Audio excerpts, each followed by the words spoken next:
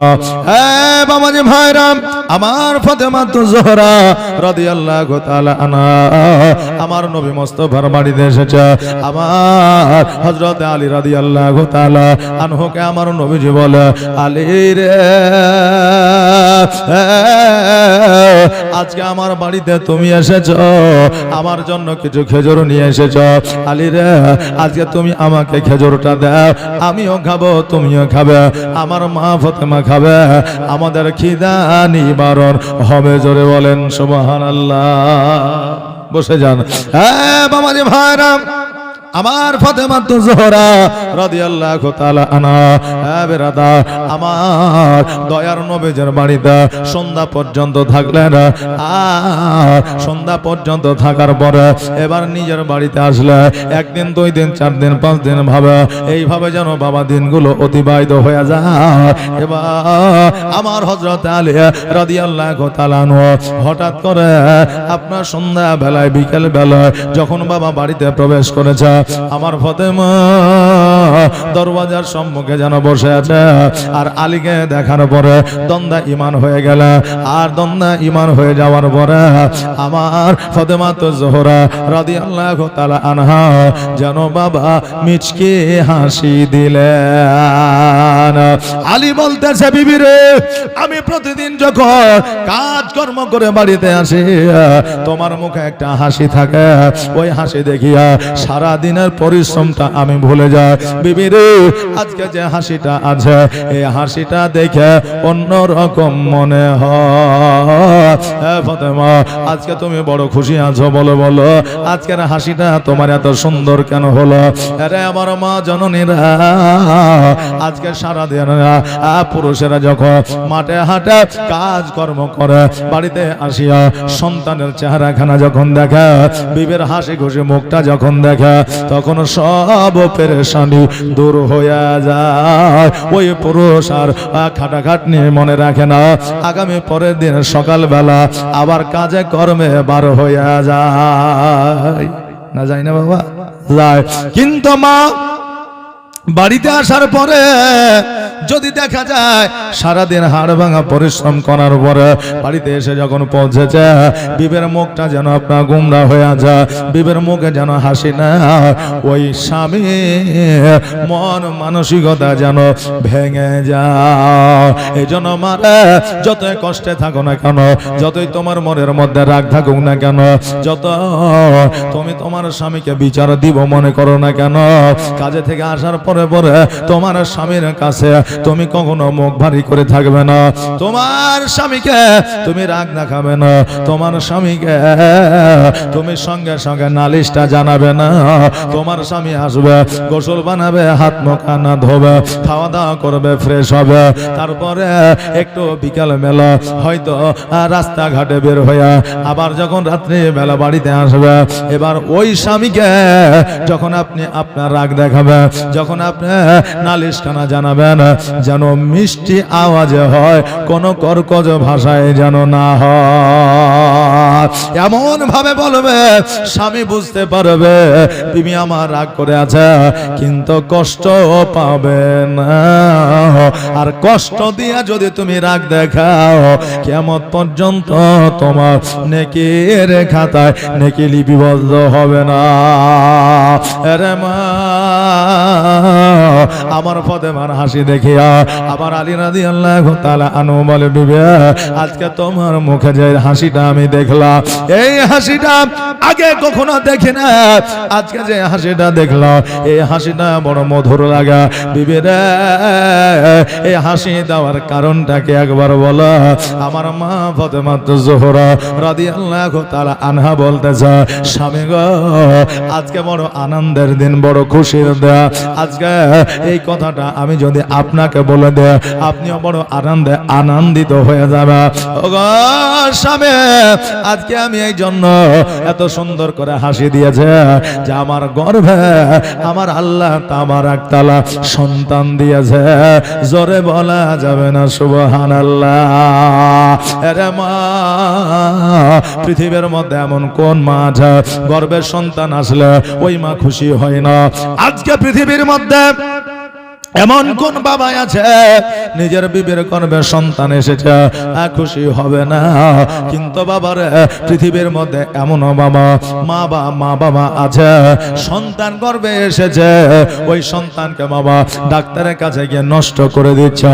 আজকে বিবাহ না করে অবিবাহিত অবস্থায় নারী পুরুষ আপনার মিলন করেছে, নারী পুরুষ একত্রিত হয়েছে, গর্ভে সন্তান এসেছে, ডিলেট করার জন্য ডাক্তারের কাছে গেছে। ওই ডাক্তার বলেছে স্বামীর সার্টিফিকেট লাগবে, আর এই বাচ্চাটা যদি ডিলেট করতে যায় মেয়েটার জীবন নিয়ে আপনার টানা পাড়া লেগে যাবে।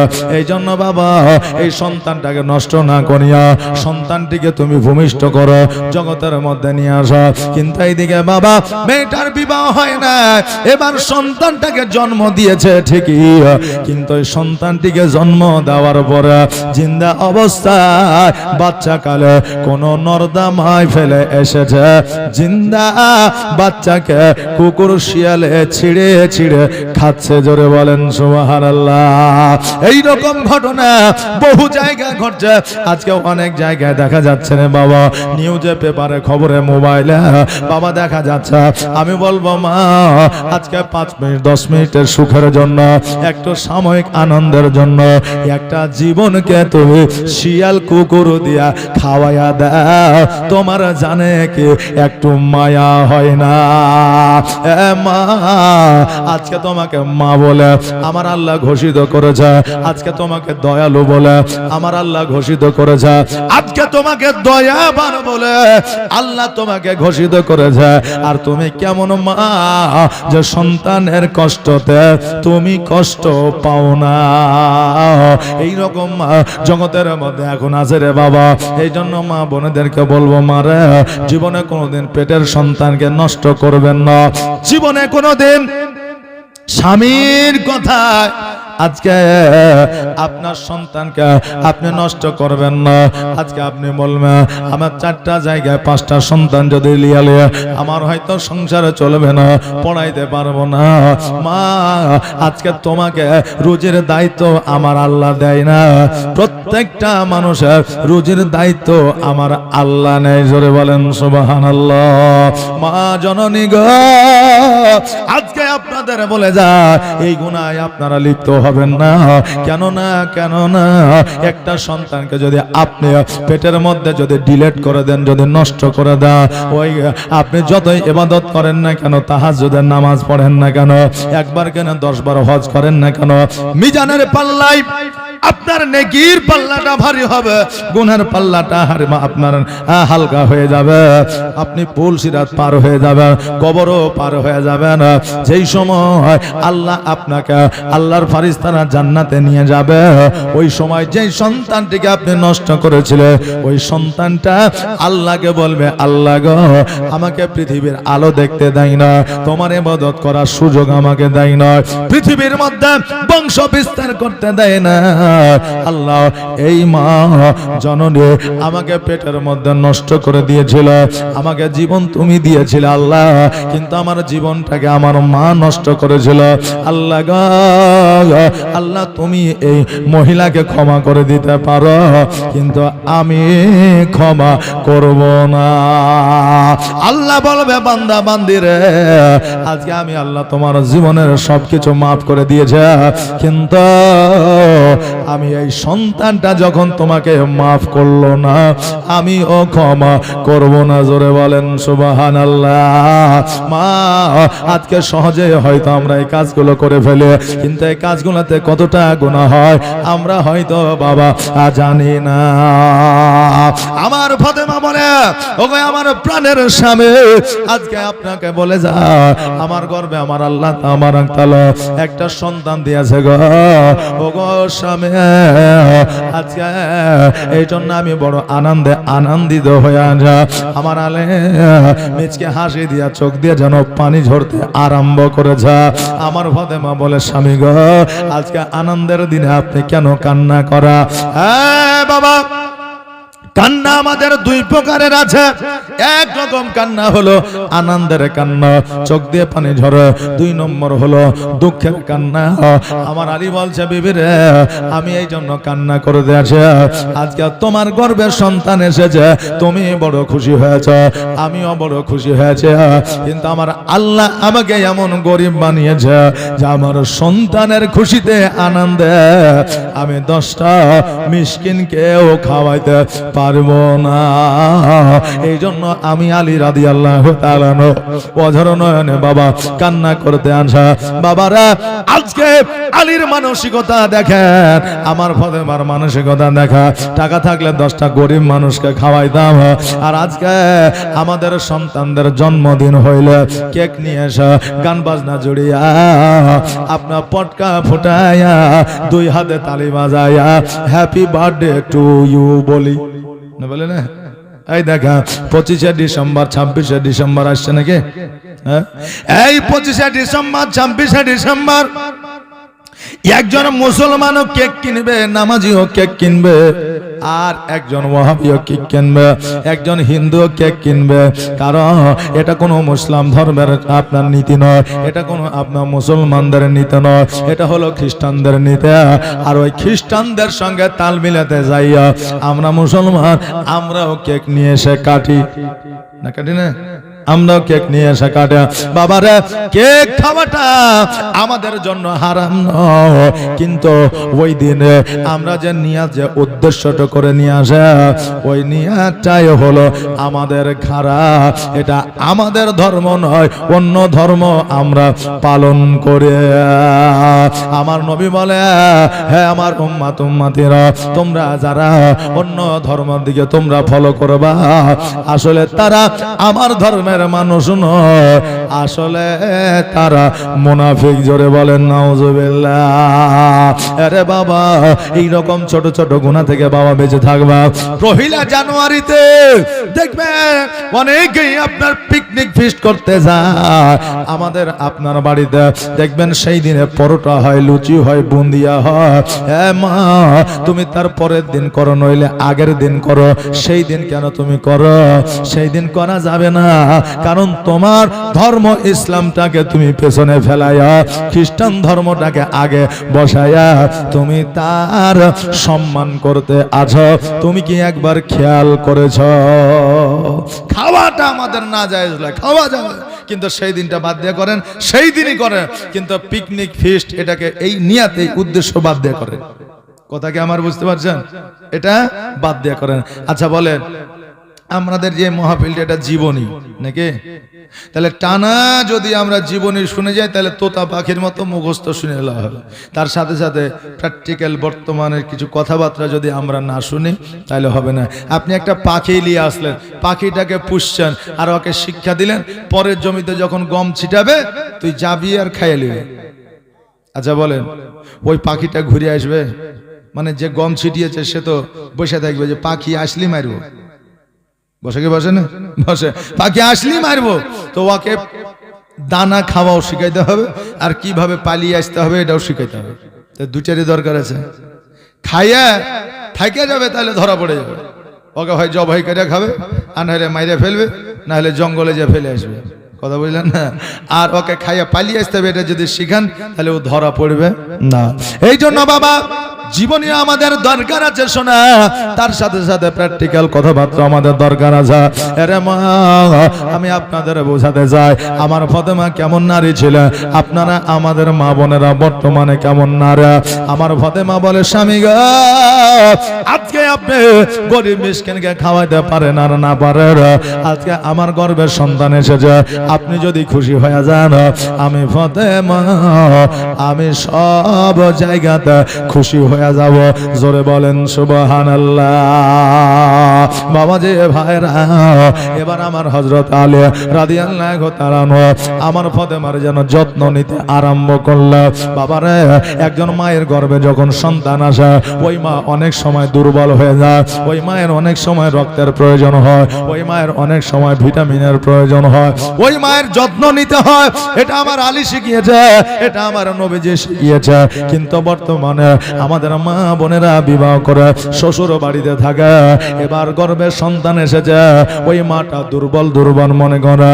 এবার শ্বশুর শাশুড়িকে যদি বলে আমি একটু মায়ের বাড়িতে যাব, রেস্টের দরকার আছে, শ্বশুর শাশুড়ি বলে আমরাও মা হয়েছে 1 মাস হলে বাপের বাড়িতে যাই নাই, 9 মাসে বিদায় করেছে, তারপরে বাপের বাড়ি গেছে। আমাদের গর্ভের সন্তান লইয়া আমরা জাতা টেনেছে, আমরা ঢিকি টিপেছি, বলে কি বলে না, বলে মারে তোমার যুগ জামানা ছিল আলাদা, বর্তমানে যুগ জামানা হলো আলাদা। তখনকার জিনিসপত্রের ক্ষমতা ছিল আলাদা, বর্তমানে জিনিসপত্রের ক্ষমতা হইল আলাদা। আগে মানুষ 80 বছর বেঁচেছে জোয়ান হয়ে, টাটকা হয়ে নাকি, হ্যাঁ, আর এখন বাবা 40 বছর পার হইলে তার গ্যারান্টি ওয়ারেন্টি শেষ হয়ে যাচ্ছে। রাত্রি বেলায় ঘুমাচ্ছে, সকাল বেলায় মসজিদে এলান হচ্ছে মরণ হয়ে গেছে নাকি, 40 বছরের বিদায়। এই জন্য আগের আমল বর্তমান আমল তুলনা করলে হবে না। আজকে সন্তান যদি কোনো মায়ের গর্ভে আসে, ওই মায়ের যদি আরামের প্রয়োজন হয় আরাম দিতে হবে, যত্নের প্রয়োজন হলে তার যত্ন নিতে হবে, ডাক্তারের প্রয়োজন হলে ডাক্তার দেখাতে হবে। মা আজকে কৃপণতা করলে হবে না। বাবাজি ভাইরা, আমার হযরত আলী রাদিয়াল্লাহু তাআলা আমার মা ফাতেমার যেন যত্ন নিতে আরম্ভ করলেন। খাবার পর্যন্ত বাবা আমার মা ফাতেমাকে খাওয়ায়া দেয়, আর আমার মা ফাতেমার বাড়িতে রান্না বান্না যিনি করে দেয় তিনি হলেন আমার আল্লাহর ফেরেশতা হযরত জিবরিল আলাইহিস সালাতু সালাম। জোরে বলা যাবে না সুবহানাল্লাহ। রে মা আমার হযরত ফাতেমা তো জোহরা রাদিয়াল্লাহু তাআলা আনহা গর্ভবতী হয়েছে। এই কথাটা যখন আমার নবীজি শুনলেন, নবীজি শোনার পরে আমার ফাতেমার বাড়িতে আসলেন। আসার পরে আলীকে বলতেছে, আলী আজকে তুমি কাজকর্মে চলে যাও, আমার মা ফাতেমা একাই বাড়িতে থাকে। আলী রে আজকে ফাতেমাকে আমার বাড়িতে পাঠাইয়া দে। আমার হযরত আলী বললেন, নবী গো আপনার কন্যাকে যদি আপনি নিয়ে যান আমার দিক থেকে কোনো অসুবিধা নয়, যান যান যা, আমার বিবিকে আপনার কন্যাকে নিয়ে যা। আমার ফাতেমা তো জোহরা রাদিয়াল্লাহু তাআলা আনহাকে যেন আমার নবীজি নিয়ে গেলেন। আর নবীজি নিয়ে যাওয়ার পরে আমার ফাতেমা যেটা খেতে চাইতে আমার নবীজি যেন সেটা নিয়ে এসে দিতেন। তবে বাবা আমার ফাতেমা আমার নবীজিকে বলতেন না, আব্বা গো আমার ফুচকা খেতে বড় মন গেছে, একটু ঝাল ঝাল করে নিয়ে আসবে, এ কথা বলতো নাকি? বলতেন না। আমার ফাতেমা বলতেন না আমার জন্য একটু মুগলাই নিয়ে আসবে, একটু চাউমান নিয়ে আসবে, একটু ললিপপ নিয়ে আসবে। আমার ফাতেমা এই কথা বলতেন না।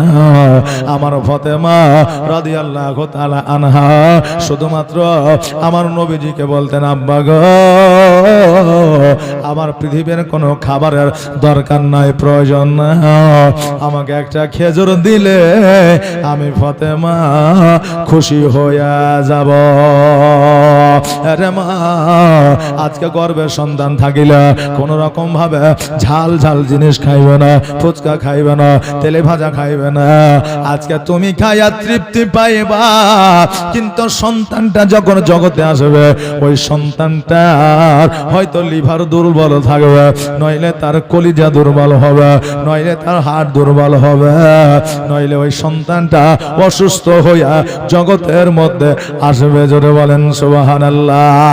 এই জন্য সন্তান যখন গর্ভে থাকবে সুন্নাতে খাবার খাবে, মধু খাবে, খেজুর খাবে, কিন্তু আমার মা বোনেরা মিষ্টি খাবার খেতে চায় না। যে মিষ্টি খাবার খেতে চায় না, 100-র মধ্যে 99টা মা বোনেরা মিষ্টি খাবার খাবে না। আবার নুন ঝাল যদি এনে দেওয়া হয় তারা কাউকে খাইতে দিবে না। এই জন্য তো যত দিন যাচ্ছে এখন মা বোনেদের কথা বলে আর মিষ্টি নাই, ঝাল ঝাল কথা। হ্যাঁ বুঝলেন না? আগে স্বামীকে ডেকেছে কত সুন্দর ভাবে, কলিজা পরাণ পর্যন্ত একবারে ঠান্ডা হয়ে গেছে, শীতল হয়ে গেছে।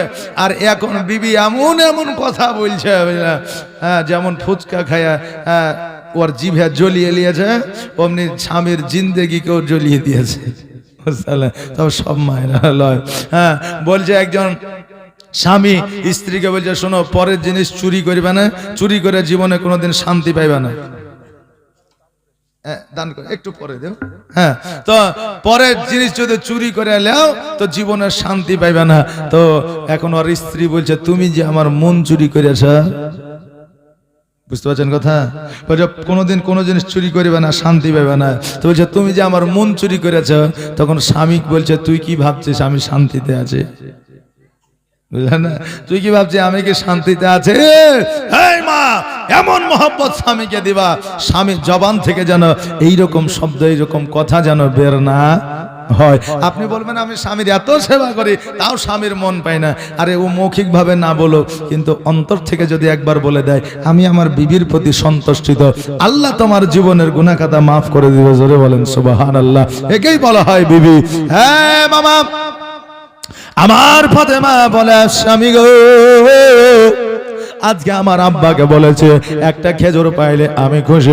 ওকে স্বামী, আপনার কাছ থেকে আমি কিছু চাই না, আপনি আমাকে একটু ভালোবাসা দিলে আমি খুশি।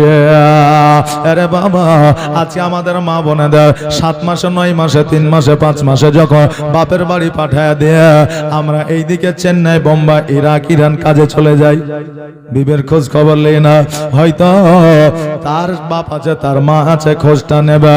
কিন্তু একজন মায়ের যখন বিবাহ হয়ে যায়, বাপের চাইতে, মায়ের চাইতে, গোষ্ঠীর চাইতে নিজের স্বামীর উপরে 99% ভরসা এসে যায়। আজকে পুরুষদের বলবো, তোমার বিবির যখন সন্তান প্রসব করার সময় হবে, তুমি বিদেশে যাবে না, বিবির কাছ থেকে আড়াল হবে না, বিবির কাছ থেকে দূরে যাবে না। কারণ সব চাইতে অ্যান্টিবায়োটিক ওষুধ হলো একজন বিবির জন্য তার স্বামী। জোরে বলেন সুবহানাল্লাহ। বাবাজি, ভাইরা, আমার মায়েরা, আমার হযরত আলী রাদিয়াল্লাহু তাআলা আনহু আমার ফাতেমাকে ছাড়িয়া জীবনে কখনো কোনোদিন সন্তান গর্ভে যতদিন ছিল আমার আলী কর্মে কাজে পর্যন্ত যায় নাই। জোরে বলেন সুবহানাল্লাহ। আমার আলী রাদিয়াল্লাহু তাআলা আনহু আমার ফাতেমাকে দিনের বেলায় 4 বার 5 বার করে দেখতে যাই না, আমার ফাতেমা কেমন আছে, কি অবস্থায় আছে, আমার ফাতেমা নারাজ আছে না বেজার আছে, আমার ফাতেমা খুশি আছে না অখুশি আছে। আমার ফাতেমা যদি অখুশি হয়, আমি আলী যাওয়ার পরে আমার বিবিকে খুশি করে দিব। আহারে, বিবিদের খাবার দিলে খুশি হয় না, বিবিদের সোনা দিলে খুশি হয় না, বিবিদের সম্পদ দিলে খুশি হয় না। স্বামীর চেহারা দেখলে, স্বামীর কথা শুনিলে, অনেক বিবি আছে সারা জহনের স্বর্ণের চাইতেও স্বামীর কথাই চেহারায় বেশি খুশি হইয়া যায়। এবার আমার হযরত আলী রাদিয়াল্লাহু তাআলা আনহু আমার ফাতেমার কাছে যাইয়া গল্প করতে আছে, ফাতেমাকে যেন ভুলাইতে আছে। এই জন্য আমার দয়ার নবী মুস্তাফা সাল্লাল্লাহু আলাইহি ওয়াসাল্লাম বলেছে, বিবিদের গর্ভে যখন সন্তান থাকবে, প্রসবের যখন সময় হবে, তখন স্বামীকে এই জন্য কাছে থাকতে বলা হয়েছে। ওই বিবি সন্তান গর্ভে রাখিয়া অনেক সময় মানসিক টেনশনে পড়ে যায়, প্রেসার হাই হয়ে যায়, লো হয়ে যায়। কারণটা হলো ওই মা ভয় করে আমি সন্তান প্রসব করতে গিয়া জগতের মধ্যে বাঁচবো না মরবো। এই চিন্তা আসে না? আমার যদি কিছু হয়ে যায় আর আমার সন্তান যদি বেঁচে যায়, আমার সন্তানটার কি হবে, আমার স্বামীর কি হবে, আমার সংসারের কি হবে, এই চিন্তায় চিন্তিত হইয়া মা থাকে।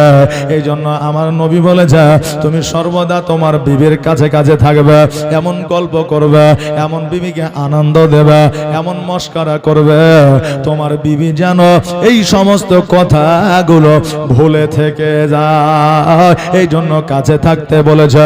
কিন্তু আমরা এমনই স্বামী, বিবের গর্ভে সন্তান আসিলে আমরা দূরে পালাইয়া যাই।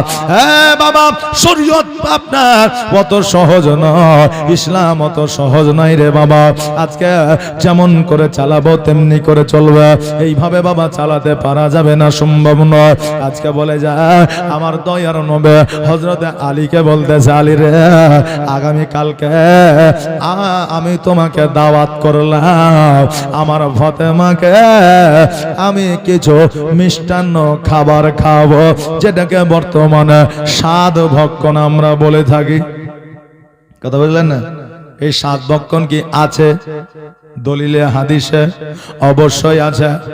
অনেক ফারাজি লামা জাহাবি ওয়াহাবিরা বলে এই স্বাদ ভক্ষণ কোনো দলিলে নাই, বলে কি বলে না এটা নাই। হ্যাঁ বাবা আছে, তবে বর্তমানে আমরা যেভাবে স্বাদ ভক্ষণ করাই এটা কোনো দলিলে নাই, হাদিসে নাই, কোরআনে নাই। কারণ স্বাদ ভক্ষণ হইলে আমরা গরু কেটে খানা দিয়ে আজকে আমরা বড় বড় করে বিয়ের অনুষ্ঠানের মতো করে দিই, দেখি দেয় না অনেকে দি। এরকম খানা কি আমার নবী দিয়েছেন? দেয় নাই। হ্যাঁ বাবা, অনেকে আমার ডিজে লাগিয়ে দেয়। আরে বাপ রে, সন্তান প্রসব হবে আর 1 মাস পরে আর বাড়িতে ডিজে লাগিয়ে ডিজে বাজিয়ে খানা দিচ্ছে, এটা শরীয়তে আছে নাকি? এই জন্য তো লামা যাবে ওহাবির সুযোগ পাই, এগুলা নাই শরীয়তে, হাদিস আর ওরা করছে, আমাদের বদনাম হয়েছে, তাই না বাবা? বাবজি ভাইরা আমার, মা বোনেদের 5 মাসে 7 মাসে 9 মাসে 7 খাওয়ানো জায়েজ আছে, কোনো কেউ হারাম বলতে পারবে না, দেখাতে পারবে না। তবে বাবা শোনো, আমার নবী যেইভাবে 7 ভক্ষণ করায়ছে সেইভাবে আমাদের করাতে হবে, তবে শরীয়ত মোতাবেক হবে। জন্মদিন পালন করা বাবা জায়েজ আছে, তবে ইসলামিক মতে আমাদের জন্মদিন পালন করতে হবে, তবে বাবা জায়েজ হবে। আর বাবা যদি খ্রিস্টানদের মতো কেক নিয়ে এসে আগরবাতি জ্বালিয়ে ফু দিয়ে লিভিয়ে যদি বলে হ্যাপি বার্থডে টু ইউ, এটা হারাম হইয়া যাবে। কথাকে বুঝতে পারলেন? এটা হারাম হইয়া যাবে। এখন বাচ্চা বাচ্চা ছেলেরা কত আনন্দ করছে, মোবাইলে দেখছে, বছরে 4 বার করে জন্মদিন হয়েছে। জন্ম তো বছরে একবারই হয়েছে নাকি, কিন্তু বছরে 4 বার তার জন্মদিন হয়েছে। মোবাইলে দেখছে যে কেক নিয়ে এসো, মোবাইলে দেখছে আর বলছে কেক নিয়ে এসো। কথা বললেন না?